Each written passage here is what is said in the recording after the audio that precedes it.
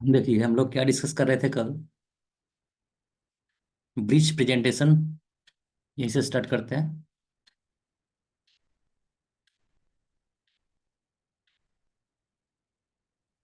Breech presentation एक तरह का माल प्रेजेंटेशन है।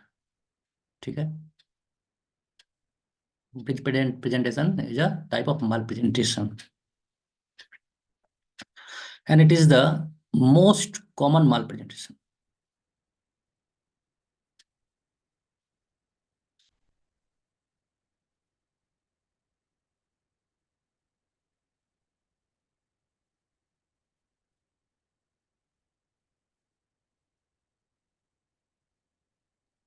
Breech presentation is the most common mall presentation. Okay.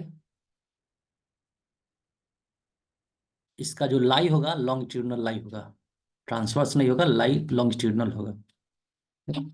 Incidence, bridge presentation का इंसिडेंस 3% है टर्म पे। एंड मोस्ट कॉमन इसका कॉज है, most common cause is pre maturity. याद रखना इसको, ये बहुत बार एमसीक्यू में आया हुआ है एग्जाम्स में। Pre maturity is the most common cause of bridge presentation.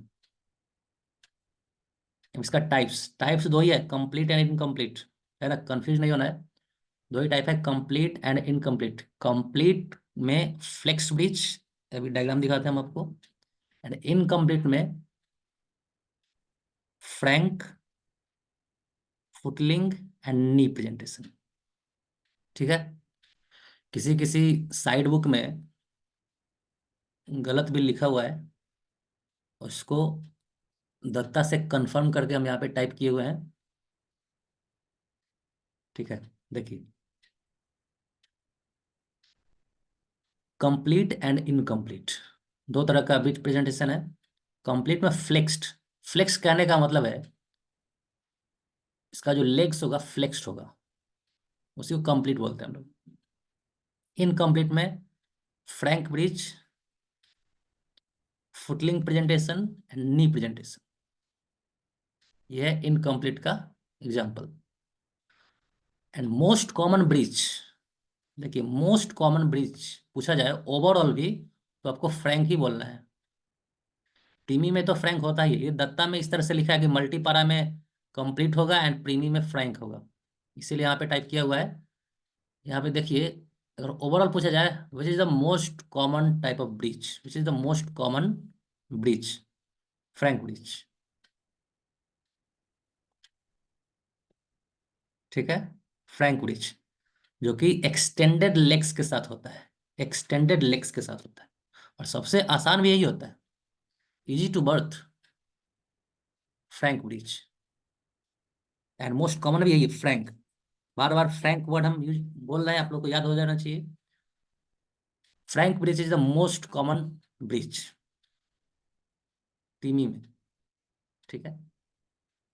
मल्टीपारा में कंप्लीट और फ्लेक्स ब्रिज, अगर स्पेसिफाइड क्वेश्चन है कि मल्टीपारा में ही आपको बताना है तो कंप्लीट बताना है। स्पेसिफाइड क्वेश्चन आने का चांस बहुत कम है। Most common breech is the frank breech, ये कॉमन क्वेश्चन है।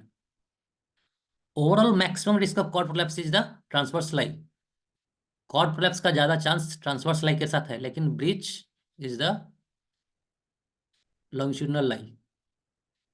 ब्रिज हैज लॉन्गिट्यूडिनल लाइन, यह भी एक माल प्रेजेंटेशन है। मोस्ट ये कॉर्ड प्रोलैप्स का ज्यादा चांस इसी में है, transverse line. Frank breech is the most common and most suitable for vaginal delivery, है ना। फ्रैंक ब्रिज मोस्ट कॉमन है एंड वेजाइनल डिलीवरी के लिए ये सुटेबल भी है ना। मोस्ट कॉमन भी यही है एंड मोस्ट सुटेबल भी यही है। ज्यादातर हम लोग जो मोस्ट कॉमन देखते हैं ना, वही मोस्ट सुटेबल भी होता है ना। जैसा कि बताइए आप लोग, most suitable and most common engaging diameter of the fetus क्या होगा? Most common engaging diameter of the fetus क्या है answer? Most common engaging diameter of the fetus. आराम से आंसर करना है, एग्जाम में भी हड़बड़ाइएगा अगर यहाँ पे हड़बड़ाइएगा। आप लोग आंसर कीजिए। Most common engaging diameter of the fetus is the SOB, sub occipital bregmatic. यही है। ठीक है। अब बताइए आप लोग, the second most common engaging diameter of the fetal diameter, fetal skull, second most common.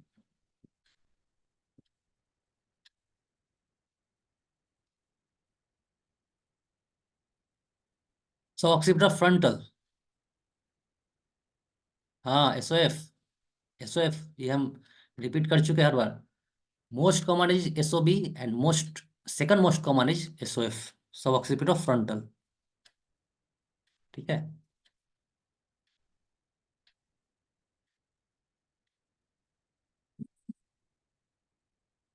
अब आप लोग से एक और क्वेश्चन है, ये बताइए। सब मेंटो ब्रैग्मेटिक। ठीक है। सब मेंटो ब्रैग्मेटिक, सुनिए ध्यान से आप लोग। सब मेंटो ब्रैग्मेटिक एंड सब ऑक्सीपिटो फ्रंटल। ठीक है। सब मेंटो ब्रैग्मेटिक एंड सब ऑक्सीपिटो फ्रंटल में छोटा कौन है? Value, measurement. सब ऑक्सीपिटो फ्रंटल एंड सब मेंटो ब्रैग्मेटिक में छोटा कौन है? एसओएफ छोटा है।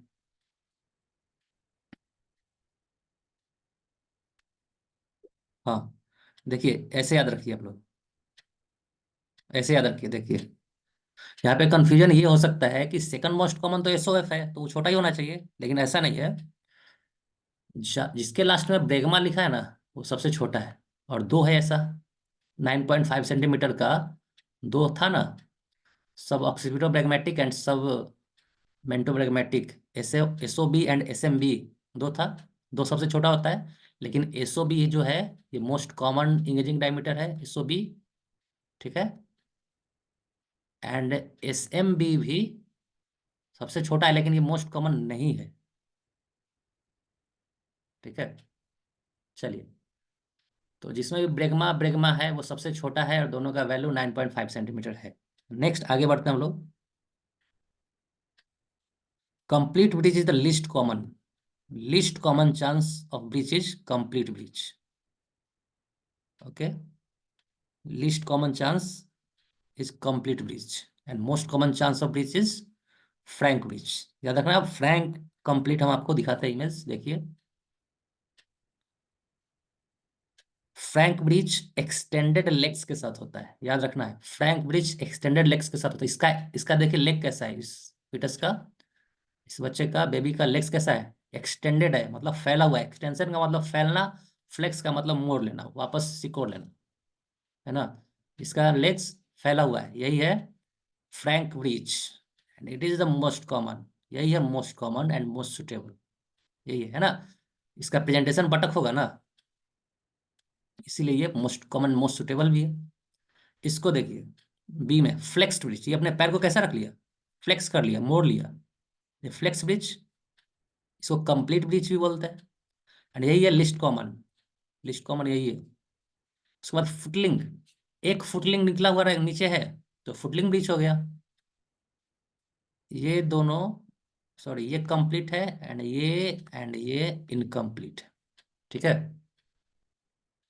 ये फुटलिंग ब्रिज हो गया। नेक्स्ट, डिफरेंट मैन्यूवर, पिनार्ड मैन्यूवर, ये जो भी मैन्यूवर है ना, ये सब माल प्रेजेंटेशन के बाद यूज किया जाता है। ये एक टेक्निक है, ये एक मैनिपुलेशन है चाइल्ड बर्थ के टाइम, जिससे कि इजी डिलीवरी हो पाए, है ना। किसी भी तरह का माल प्रेजेंटेशन होता है तो ये टेक्निक यूज किया जाता है। जैसे मान लीजिए बीच में एक्सटेंडेड लेग्स के साथ डिलीवरी करना है, एक्सटेंडेड लेग्स, लेग्स को एक्सटेंड करना है, तो पिनार्ड्स मैन्यूवर फॉलो करना होगा।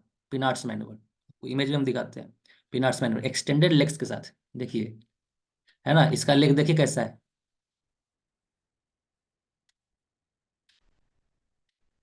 एक्सटेंडेड है, सॉरी एक्सटेंडेड लेग है, इसका एक्सटेंडेड है ना। इसके फुटलिंग को यहाँ पे प्रेस करके यहाँ पे नीचे खींचा जाता है। इतना प्रोसेस आपको याद करने की जरूरत नहीं है, बस ये याद कर लीजिए, पिनार्ड मैन्यूवर में एक्सटेंडेड लेग्स के लिए, लेग्स एक्सटेंड करने के लिए यूज किया जाता है। लॉफसेट मैन्यूवर एक्सटेंडेड आर्म्स के लिए, इमेज देख लीजिए आपको याद रहेगा। यदि इसका देखिए आर्म कैसा है, इसका आर्म है, इसके एक्सटेंडेड आर्म्स के लिए ये यूज किया जाता है। कौन सा मैन्यूवर? लॉफसेट, है ना। याद रखना है, पिनार्ड मैन्यूवर लेग्स के लिए, लॉफसेट मैन्यूवर आर्म्स के लिए। Burns Marshall method, Burns Marshall method after coming head के लिए, हेड याद रखना है।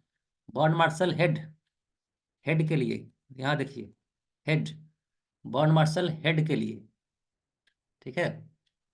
Burns Marshall after coming head के लिए, इसमें क्या किया जाता है कि बच्चे को इसके वेट पर ही छोड़ दिया जाता है, खींचा नहीं जाता है। बच्चे को वेट पर ही छोड़ दिया जाता है, अपना वेट पर ये लटका हुआ रहेगा। एंड ऊपर से प्रेशर लगाना है, हेल्पर जो वहां पे रहेगी उसके द्वारा प्रेशर लगाना है, ठीक है। यूट्रस के ऊपर प्रेशर लगाना, ना कि इसको पकड़ के खींचना है। तो ये कौन सा मेथड है? Burns Marshall method, okay. Next है Mauriceau Smellie Veit method, malar flexion and shoulder retraction के लिए, है ना। मॉर्स्यू स्मेली, ये तीन अलग अलग फिजिशियन थे, तीन अलग अलग ऑब्स्टेट्रिशियन थे, तीन अलग अलग ऑब्स्टेट्रिशियन, उन्होंने इसका डिस्कवरी किया, malar flexion and shoulder retraction के लिए। इसका इमेज देखिए, ये जो हैंड के ऊपर, ये जो टेक्निक है ना, हाथ के ऊपर इसको लेटा के रखना, हाथ के ऊपर लेटा के रखना, ये जो हाथ के फोराम के ऊपर लेटा के रखा गया, ऊपर से फिर प्रेस किया जा रहा है, ये टेक्निक तीन अलग अलग ऑब्स्टेट्रिशियन ने डिस्कवर किया। Malar flexion and shoulder retraction इसमें किया जाता है। Next Prague's manoeuvre, Prague's manoeuvre dorso posterior breech के लिए, याद रखना आपको, डॉर्सन्स इंसिजन, इसमें सर्वाइकल कट लगाया जाता है हेड स्टक होने के कारण, ठीक है। तो यहाँ पे देखिए आपको मोस्ट कॉमनली पूछा क्या जाएगा, Pinard's manoeuvre, Lovset manoeuvre, Burns Marshall manoeuvre, बहुत बार पूछा गया है, आपको एमसीक्यू मिलेगा या पीजीटी में भी पूछा गया है। Pinard's manoeuvre, Lovset manoeuvre, Burns Marshall method, है ना। बर्न मार्शल में हेड है, याद रखना है, बर्न मार्शल में हेड है। आर्म्स में लव, याद रखना है, आर्म्स में लव, किसी तरह से आप लोग याद कर लीजिए, आर्म्स लव, ठीक है। आर्म्स लव याद रखना है। पिनार्ड्स लेग, पिनार्ड्स लेग, लेग एक्सटेंड करने के लिए यूज किया जाता है, पिनार्ड्स लेग। चलिए वापस next, next vaginal delivery breach case में, ब्रीच केस में वेजाइनल डिलीवरी का मेथड क्या क्या है? तीन तरह का मेथड है, spontaneous, assisted and total breech extraction. Spontaneous में, स्पॉन्टेनियस मतलब छोड़ दिया जाता है, उसमें कोई ट्रैक्शन यूज नहीं किया जाता है, कोई मैनिपुलेशन यूज नहीं किया जाता है, ना ही कोई सपोर्ट यूज किया जाता है, ठीक है। स्पॉन्टेनियसली उसको छोड़ा जाता है डिलीवरी के लिए। नेक्स्ट है assisted breech delivery, it is the best method of vaginal breech delivery. यहाँ पे ये पढ़ लीजिए बस, best method is assisted breech delivery, best method. Reminder of the body is extracted और delivered with operation extraction and assisted manoeuvre with और without paternal expulsive effort. इसमें क्या यूज किया जा रहा है देखिए, ट्रैक्शन यूज किया जा रहा है, मैन्यूवर यूज किया जा रहा है ना। इसको बोलते असिस्टेड, असिस्ट करने का मतलब ये होता है इसमें कुछ यूज किया जा रहा है। It is the best method, best method वही ना होगा जिसमें कुछ मैनिपुलेशन एंड कुछ हेल्प किया जाए। Total breech extraction, the entire body of the infant is extracted by the obstetrician. क्यों? क्योंकि फीटल डिस्ट्रेस है। फीटल डिस्ट्रेस का बताइए, मेकोनियम कलर, अगर आप लोगों को याद है तो, meconium colour for fetal distress, amniotic fluid का कलर बताइए। फीटल डिस्ट्रेस में टोटल ब्रीच एक्सट्रैक्शन यूज किया जाएगा। इसमें इसमें क्या किया जाता है, एक्सट्रैक्ट एक्सट्रैक्ट किया जाता है, इसको हाथ से पकड़ के खींचा जाता है। चलिए आंसर बताइए आप लोग। चलिए सभी लोग ग्रीन बता रहे हैं, आंसर ग्रीन ही है फीटल डिस्ट्रेस के लिए, बहुत अच्छा। चलिए नेक्स्ट देखिए, सिजेरियन सेक्शन। सिजेरियन सेक्शन क्या है? Most of the incision is made in the lower uterine segment transversely. यहाँ पे देखिए एक इंसिजन लगाया जाता है जो ट्रांसवर्स इंसिजन होता है, ट्रांसवर्स इंसिजन, ठीक है। लोअर यूट्राइन सेगमेंट में एक ट्रांसवर्स इंसिजन लगाया जाता है, डिस्क्राइब्ड बाय कर, ठीक है। सिजेरियन सेक्शन में ओकेजनली वर्टिकल इंसिजन लगाया जाता है, occasionally vertical, otherwise incision is transverse. याद रखना है। वर्टिकल लगाने के लिए किसने बताया? Kronig. Kronig method of incision is a vertical incision. Next है।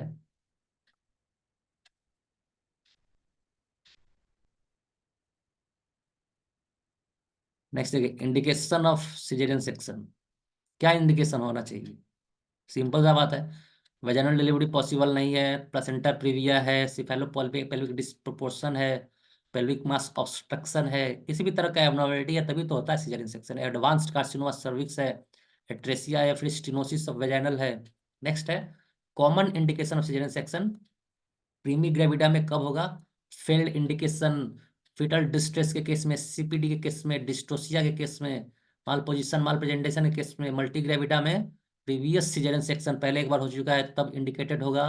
एपीएच के केस में placenta praevia, placental abruption, mal presentation, ठीक है। सीपीडी के केस में, बोन डिफॉर्मिटी के केस में, कोगुलेशन डिफेक्ट के केस में caesarean section is indicated. Okay. Methods of placental separation. दो तरह का मेथड होता है, Schultze method and Duncan Matthews method. ठीक है, सल्ज मेथड एंड बहुत ही सिंपल है। सल्ज सेंटर से ही हटेगा पहले। अब मान लीजिए एक ये प्लासेंटा है, ये यूट्रस से हटेगा तो सेंटर से पहले डिटैच होगा सेंटर से, तो ये सल्ज टेक्निक है। एंड डंकन मैथ्यू पेरिफेरी से हटेगा। सिंपल सा बात है, इसमें कोई ज्यादा याद नहीं करना आपको। सल्ज टेक्निक सेंटर से डिटैच होगा एंड डंकन टेक्निक पेरिफेरी से डिटैच होगा। परपेरियम, बहुत ही सिंपल टॉपिक, बहुत ही सिंपल एंड बहुत ही कॉमन एंड बहुत इंपॉर्टेंट टॉपिक, बहुत बार पूछा गया है। चलिए बताइए, परपेरल मैनिया का मेडिसिन। एलेन स्किनोट। परपेरल मैनिया।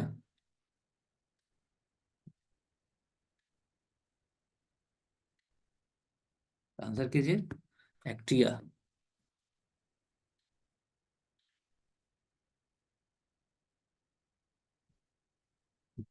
ठीक है, एक और आंसर कीजिए। परपेरल मैनिया में एक्टिया की पेशेंट दूसरे को इंजर करना चाहती है, यस और नो?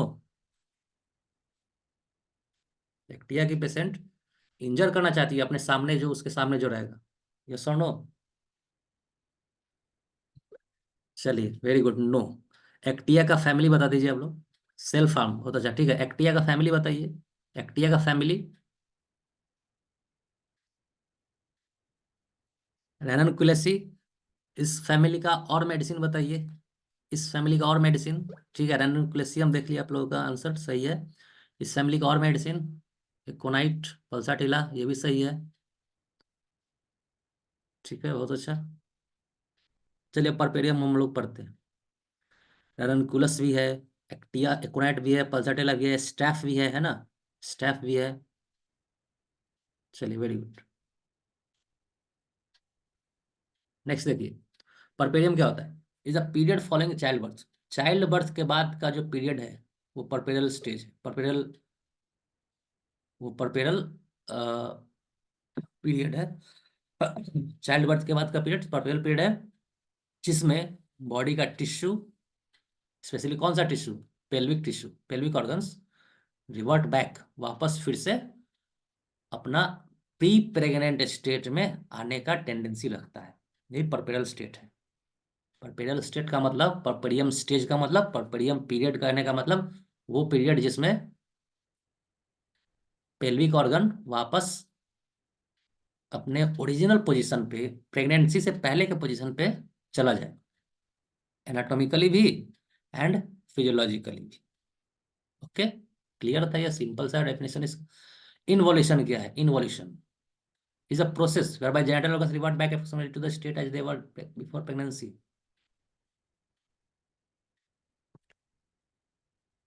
इन्वोल्यूशन एक प्रोसेस है जिसमें जेनिटल ऑर्गन्स, एक minute,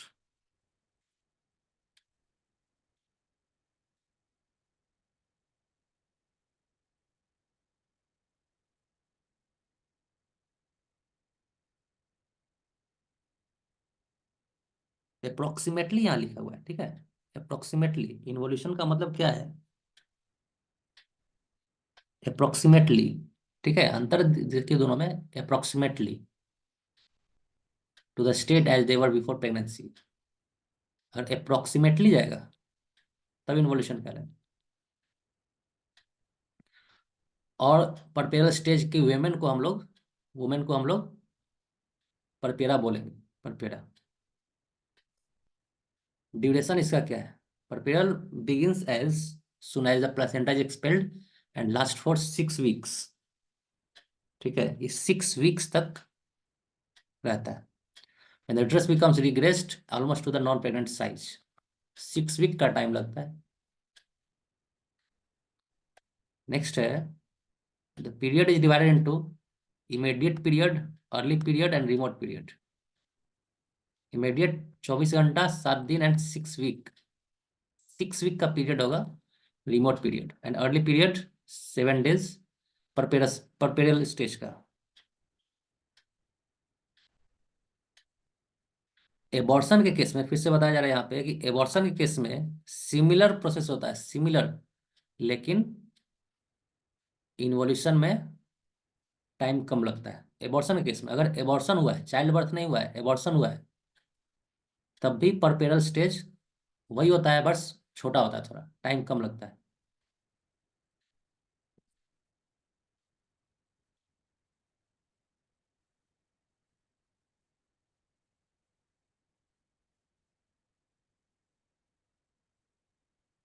The process by which the postpartum uterus returns to its pre-pregnant state, involution.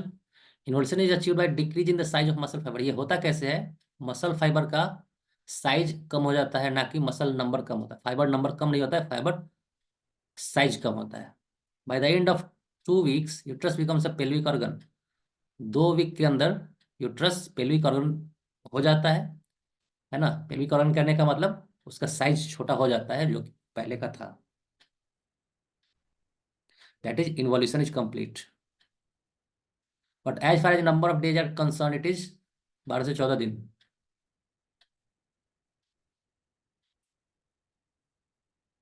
Uterus का वेट डिलीवरी के बाद 1000 ग्राम,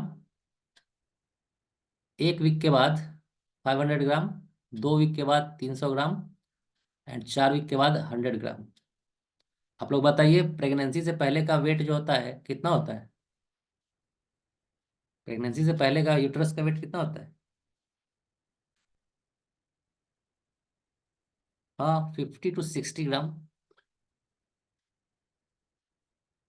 50 to 60 ग्राम प्रेगनेंसी से पहले का वेट। चलिए, यहाँ तक आज का स्लाइड था ऑप्स का।